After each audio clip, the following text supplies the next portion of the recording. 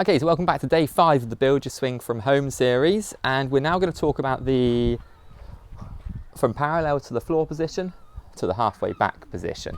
So we're breaking it down to small stages because there is a lot going on in the golf swing, and it's important that we do hit these positions to help build consistency. And the more time you spend working on these positions, the more consistent your game will become, and you won't need to work so much on swing technique when it boils down to playing more regularly. You can just do more purposeful practice because you'll be happy with technique, you'll have a sound technique. So we're level to the floor, okay, the shaft angle is level to the floor. The leading edge of the head, which I actually failed to mention in the last video, the leading edge of the head should be the same angle as your spine. Okay.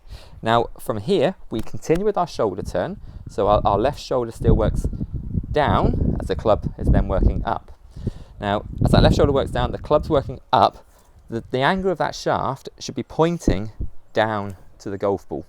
Now, a really good way of checking this is you can just hold on to two golf clubs, or even better if you've got a garden cane or something, you can hold on to that as well. It'd be lighter, but just hold on to 2 golf clubs,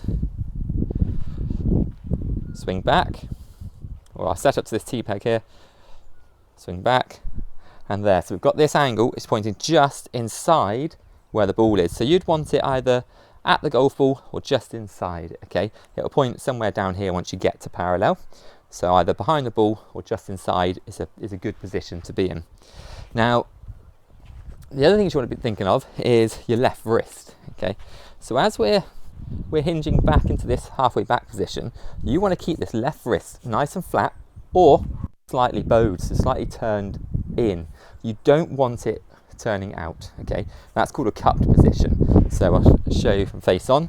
So if you were to turn your knuckles kind of in front of you, that's a cupped position. What that does is that opens the club face, and that, I believe, that is the #1 cause to people why people swing over the top and hit fades or slices, because if your club face is open and you swing to target, you're going to miss the target so far right. So what golfers do is they like open club face, they have to swing left, and then they fade that ball in. So many golfers that I see that come to me with the slice, we work on this flat left wrist position, so we stop the cupped position, we get that flat left wrist slightly bowed, so it sorts out that club face, and they start hitting straight shots almost instantly. So it's a really good fix to stop slicing the ball. So how do we get this position? Well, you just keep control of that club face. As long as we've got this sound grip that we had at the start, okay, keep that left wrist nice and flat, and it'll feel, the sensation will be almost turning your knuckles behind you. So feel like you turn your knuckles behind you, and there you see we've got that slightly bowed position at the top. But we're just going back to halfway here at the minute, so you want that nice and flat or slightly turned in. Again, the right hand will be cupped, okay, because you can't have a sort of bowed right hand and a bowed left hand at the same time. It's impossible in the golf swing. So you want the right hand, again, still keeping that same position that we had pushing down to the floor. So the slight cupping feeling, you're pushing that hand down. Okay, this time you're almost pushing it away from you. So I'll be pushing it towards the camera here. So that's your left wrist position where the shaft is in the swing.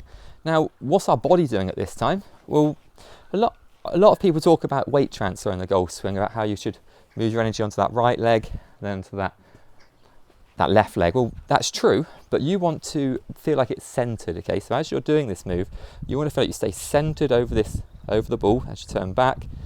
You turn into our backswing. Really feel centered, but you just want to feel pressure going down your right heel, okay? Golfers that tend to think of weight transfer, they end up swaying onto their right foot, onto your left foot. That doesn't really do any favours for power and consistency of strike. So to help get the best of both, you want to really feel centered over that golf ball. So keep your head directly over that golf ball. As you turn into this halfway back position, feel you've got a lot of pressure going down to that right heel, but still feel that you're staying centered over that golf ball. You'll notice the left knee going forward a little bit, the right knee will go back a little bit. So it's almost like we're a corkscrew, okay? So we're twisting on the spot there. So into this halfway back position, feeling like I'm almost just twisting slightly, got pressure in this right heel, left knee going forward, there's a little bit of pressure in that front foot there as well.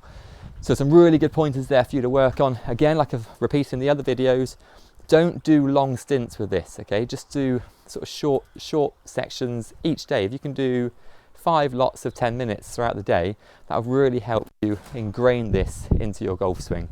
So just short stints every day, and you'll have this not kind of nailed down, but you'll be certainly there in about 9 days.